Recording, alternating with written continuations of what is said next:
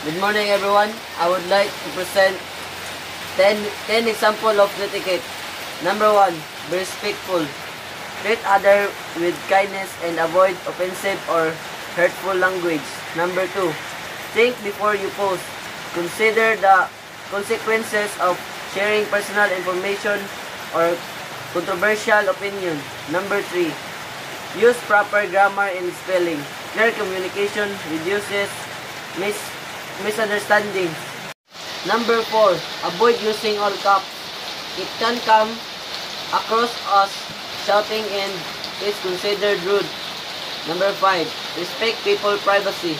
Do not share other personal information or private message without permission.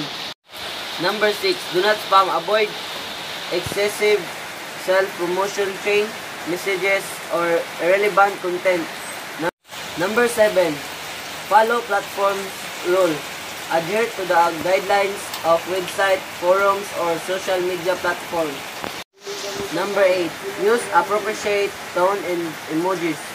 Send text lacks facial expression.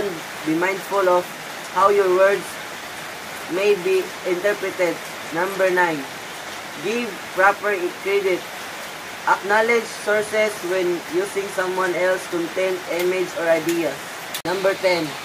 Be constructive in disagreements.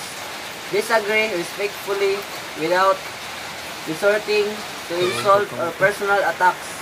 And that's all. Thank you.